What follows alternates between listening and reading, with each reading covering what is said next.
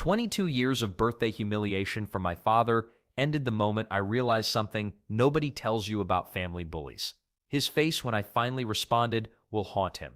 Birthdays are supposed to be fun, right? At least that's what I thought when I woke up on my 22nd birthday. The house smelled like my mom's famous chocolate cake. Relatives were driving in from 3 different states. Everything felt perfect. But here's something nobody warns you about growing up. The older you get, the weirder birthdays become. When you're 7, blowing out candles feels magical. When you're 22, you're wondering if you're acting mature enough, if your family still sees you as a kid, and whether you should pretend to love that sweater from Aunt Linda.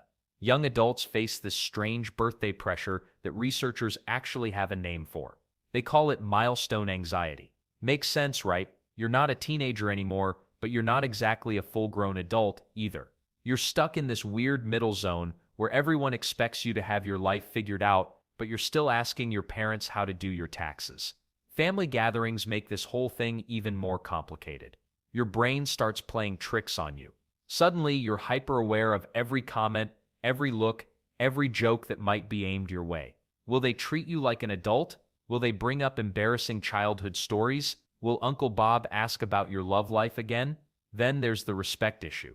Studies show that 70% of teens argue with their parents about respect at least once a month. But what happens when you're 22 and those same patterns are still playing out? The arguments don't magically disappear when you blow out more candles. My family has always been big on teasing. We poke fun at each other constantly. Most of the time it's harmless. Dad jokes about mom's cooking. Mom teases dad about his golf game. My sister and I roll our eyes at both of them. It's our normal. But birthdays are different. There's something about being the center of attention that makes every comment feel bigger, sharper, more important. Maybe it's because deep down, we all want our birthday to be special. We want people to celebrate us, not tear us down. The psychology behind family dynamics gets really interesting here. We develop these roles early in life, and they stick like glue. The funny one, the responsible one, the troublemaker. Sometimes these roles serve us well. Other times they trap us in patterns that don't fit who we're becoming. As my relatives filled up our living room that afternoon, I felt both excited and nervous. Excited because I genuinely love these people. Nervous because family gatherings have this way of bringing out both the best and worst in everyone. The cake was cut. Presents were opened. Stories were shared. Everything was going exactly as planned. My dad was in his element, entertaining the crowd with his usual mix of dad jokes and family stories. Everyone was laughing, relaxed, having a good time. But sometimes the moment that changes everything comes out of nowhere, disguised as just another harmless family joke. Dad's voice cut through the birthday chatter like a knife through cake. You know what? Sometimes I think you're dumber than a donkey. The room went dead silent. Everyone just stopped. Mid-conversation, mid-bite, mid-everything. I felt my face burn red instantly. 22 years old and suddenly I'm 5 again, getting scolded in front of the whole class. But this wasn't a classroom. This was supposed to be my celebration, surrounded by aunts, uncles, and cousins who were now staring at their plates like they contained the secrets of the universe. Here's what nobody talks about. When a parent roasts you in public, your brain basically short-circuits. Scientists call it a stress response, but it feels more like someone just dumped ice water on your birthday candles. Your stress hormones spike faster than a rocket, making every emotion hit 10 times harder than it normally would. The weird part is how predictable everyone else becomes. Uncle Mike suddenly found his phone fascinating. Cousin Sarah mumbled something about needing the bathroom. Mom gave Dad that look, you know the one, but didn't say anything.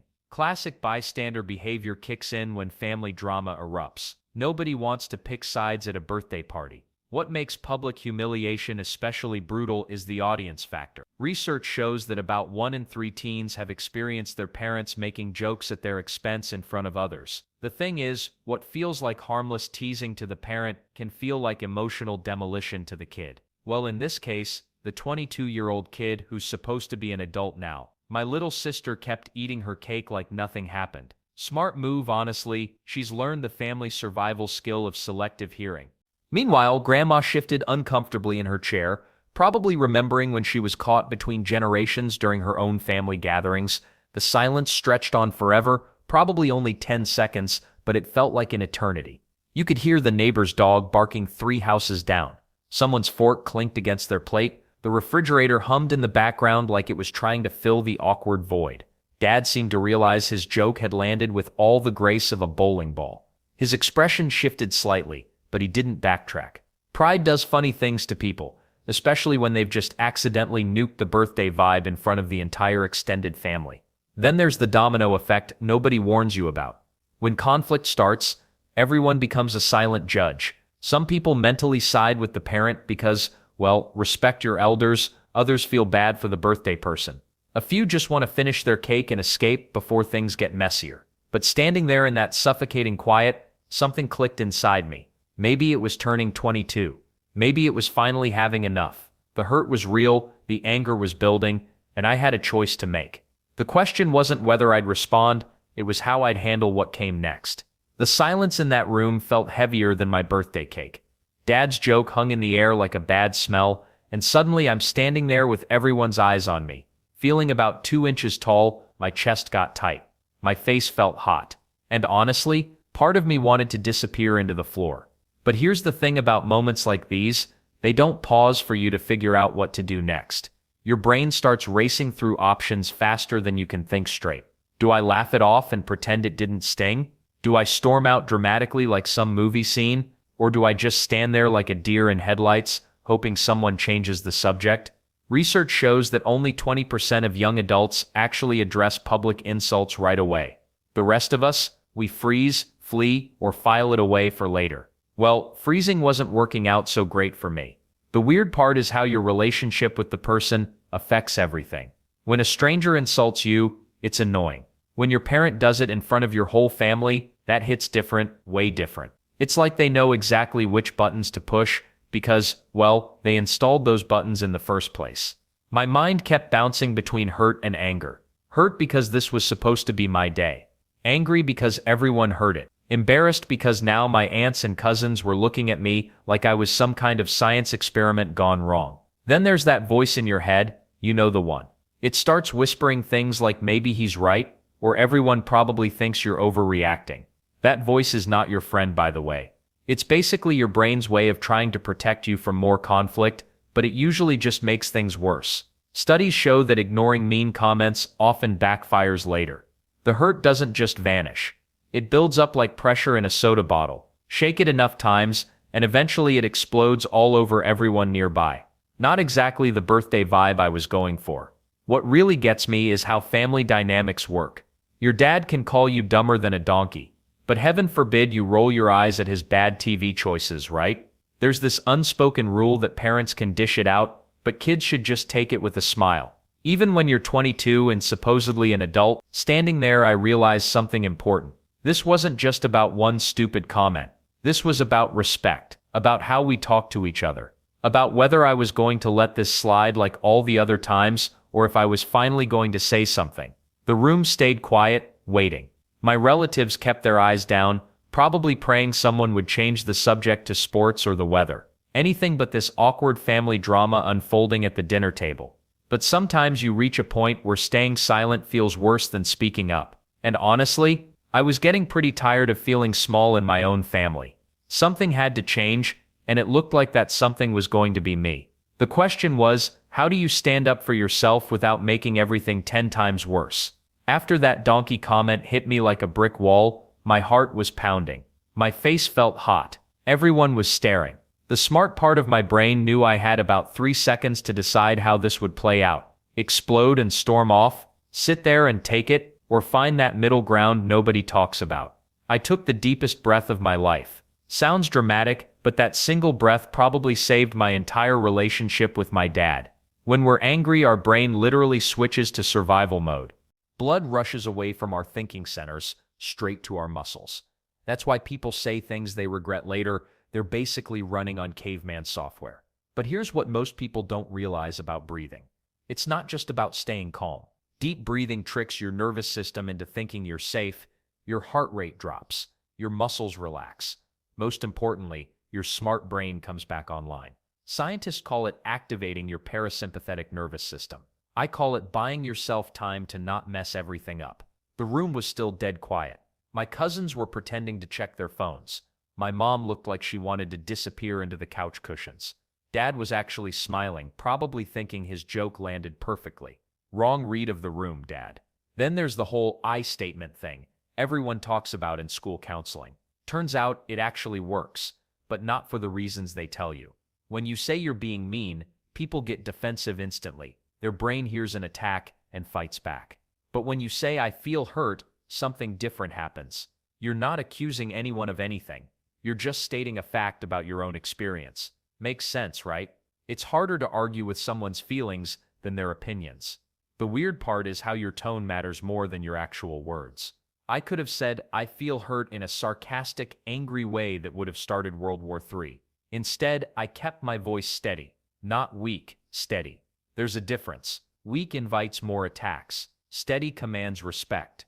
My aunt was watching me carefully now. She had this look like she was seeing me as an actual adult for the first time.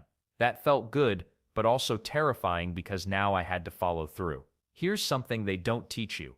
Being assertive isn't about being loud or demanding. It's about being clear. Crystal clear about where you stand without apologizing for existing. Most people think assertive means aggressive, but aggressive people are usually just scared people wearing a tough mask. I wasn't scared anymore. Well, maybe a little, but I was more determined than scared. The breathing had worked. My brain was sharp again. I knew exactly what I needed to say and, more importantly, how to say it without burning down the whole family dinner. What came out of my mouth next would either change everything or make everything much worse. The room felt frozen. Everyone stared at me like I was about to explode or run away crying. My dad stood there with that half-smile people get when they're not sure if their joke landed or crashed spectacularly. Here's what most people don't realize about these moments. Your brain has about 3 seconds to choose your response before emotions take over completely. 3 seconds. That's shorter than most TikTok clips, but it determines whether you'll feel proud or regretful for weeks afterward. I could have fired back with something mean. Trust me, growing up with siblings gives you plenty of ammunition for verbal warfare. But insults just create more insults. It's like throwing gas on a fire and expecting it to cool down. Instead, I took that deep breath I mentioned earlier. Then I said something that surprised even me. Dad, I feel hurt when I'm insulted, even as a joke. It doesn't feel good, especially in front of everyone. Simple words. No dramatic speeches or fancy vocabulary, just the truth. The weird part is how powerful simple honesty can be in moments like these. When you address the impact instead of attacking the person, something shifts in the room. People can't argue with your feelings. They might disagree with your interpretation, but they can't tell you that you're wrong for feeling hurt.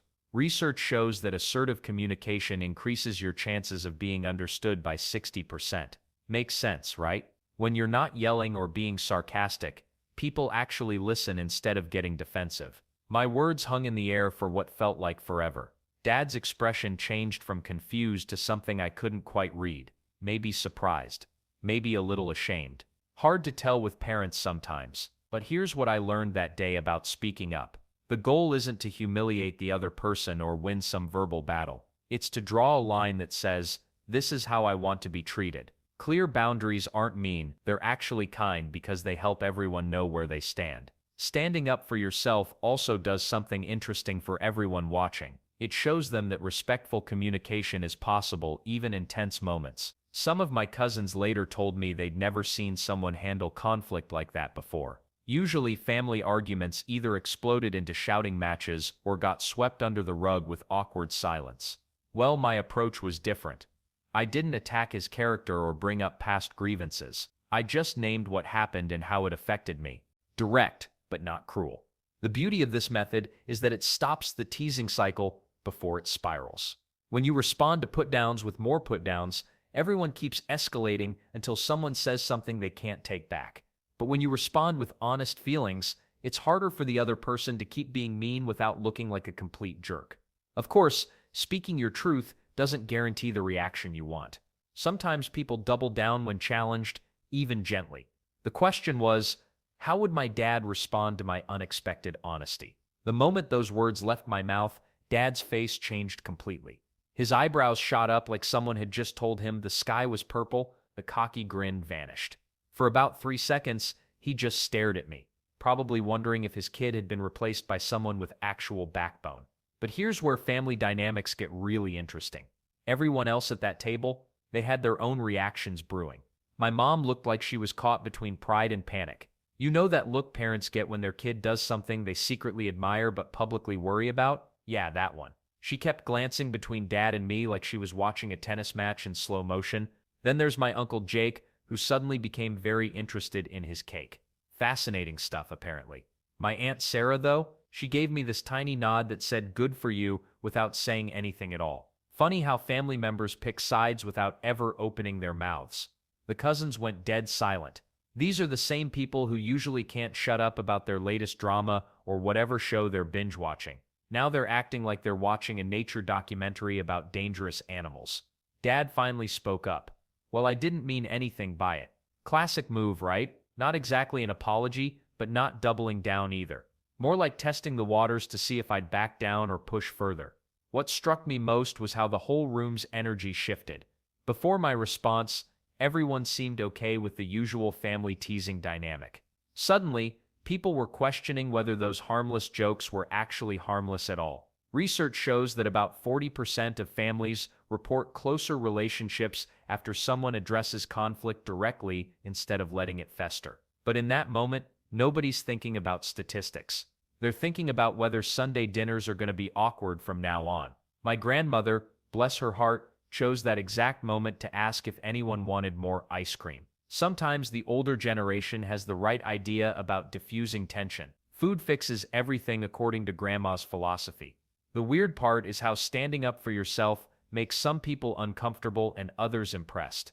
My younger cousin Emma looked at me like I'd just performed magic. Maybe watching someone set boundaries gave her ideas about her own situations. Dad cleared his throat and changed the subject to football scores. Safe territory. But I caught him looking at me differently for the rest of the evening. Less like the kid who'd take whatever he dished out, more like someone whose feelings actually mattered. The atmosphere stayed a bit tense. Sure, but tension isn't always bad. Sometimes it means important changes are happening underneath the surface. What I didn't expect was how this moment would ripple through our family relationships in the days that followed. Because when you change how you respond to people, they start changing how they treat you. The party ended with awkward hugs and forced smiles. People grabbed their coats faster than usual. My aunt whispered something to my mom before leaving, and I caught my cousin giving me a thumbs up by the door. But walking back to my room that night, I felt this weird mix of pride and panic. Had I just ruined my relationship with my dad forever? The house felt different now, quieter.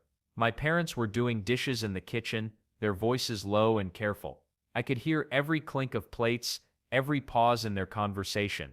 That's when you know things have shifted. When normal sounds become loaded with meaning. Here's what nobody tells you about standing up for yourself. The adrenaline crash hits hard. One minute you're feeling like you conquered the world. The next you're wondering if you made everything worse. Research actually shows that 60% of people who confront family members experience what psychologists call assertion anxiety afterward. Makes sense, right? I kept replaying the moment over and over. Dad's face when I spoke up. The silence that followed, my uncle clearing his throat. Should I have stayed quiet? Should I have been harsher? The questions wouldn't stop spinning. Then there's the waiting game. After any family confrontation, someone has to make the first move toward normal again. Will it be breakfast tomorrow? A text message? Or will we all just pretend it never happened and let the tension simmer for weeks? But here's where it gets interesting. Studies show that 40% of family conflicts that involve someone calmly standing their ground actually lead to private apologies within 48 hours. The person who seemed most resistant in public often approaches privately later. Why? Because they had time to think about what was really said. My phone buzzed around 11 that night. A text from my older brother, "Good for you tonight." Dad needed to hear that. Then another from my grandmother, "Proud of you, sweetheart." Apparently, the family group chat had been active after everyone left. Well, everyone except Dad. The weird part is how standing up changes your brain chemistry. When you advocate for yourself successfully, even if it feels scary, your confidence literally rewires itself. You start believing you deserve respect because you demanded it. That feeling, it sticks around longer than the awkwardness. I didn't sleep much that night, but it wasn't because I regretted speaking up. It was because I kept thinking about all the times I'd stayed silent before. All those jokes I'd laughed along with, all those moments I'd swallowed my feelings to keep the peace. The next morning would bring its own challenges. Would Dad apologize? Would he double down? Would we pretend nothing happened and go back to the same old pattern? But one thing had definitely changed. I'd proven to myself that I could speak up without losing control, that I could set a boundary without burning down the house. And weirdly enough, that realization made whatever came next feel manageable. The real test, though, would be whether this moment actually shifted how our family talked to each other going forward. The real magic happens after you've survived your first big family confrontation, and it's not what most people expect. Standing up to my dad taught me something nobody warns you about. Conflict isn't actually the enemy. Avoiding it is. When you speak up respectfully, you're not just defending yourself in that moment. You're rewiring your brain for every future interaction. Research shows people who address disrespect early develop stronger communication skills by age 25. Makes sense, right? Every time you practice setting boundaries, you get better at it. Like building muscle. Except this muscle helps you navigate relationships for life. But here's the weird part. My relationship with my dad didn't explode like I feared. 3 days later, he knocked on my bedroom door. "I shouldn't have said that at your party," he admitted. No big speech, just acknowledgement. Turns out, parents sometimes need time to process being called out too. Let's not forget what happened with the rest of my family. My Aunt Sarah started asking my opinion more during conversations. My cousin Jake even mentioned how cool it was that I didn't just sit there and take it. When you model healthy boundaries, other people notice, some start respecting you differently. Then there's the confidence factor. Studies reveal that young adults who address conflict constructively report 45% higher self-esteem within 6 months. Why? Because every time you honor your own worth, you prove to yourself that you matter. That voice in your head starts believing it too. Well, not every family member was thrilled with my newfound assertiveness. My uncle still makes uncomfortable jokes sometimes. But now, I respond calmly instead of fuming silently. That doesn't land well with me. Works better than internal rage. Who knew? The ripple effects keep surprising me. At work, when my manager made an unreasonable request, I didn't panic. I used the same approach: stay calm, state my position clearly, listen to their response. Conflict resolution skills transfer everywhere, and the weird thing about family dynamics, once one person changes how they communicate, everyone else has to adapt.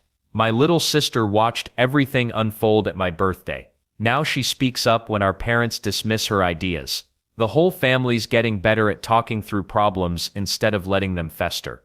Statistics show families who practice open communication have 60% fewer repeat arguments. Makes perfect sense. When people feel heard the first time, they don't need to keep bringing up the same issues. Problems get solved instead of buried. But why does this matter beyond family dinners and awkward parties? Because every relationship you'll ever have involves conflict. Your future spouse, your boss, your friends, even the person who cuts in line at the grocery store. Learning to address disrespect calmly and directly becomes your superpower. The best part, you don't need to be perfect at it. I still mess up sometimes. Get too emotional or say things poorly. But the foundation is there now. Respect isn't something you hope other people give you. It's something you teach them you require. That birthday taught me boundaries aren't walls. They're bridges to better relationships.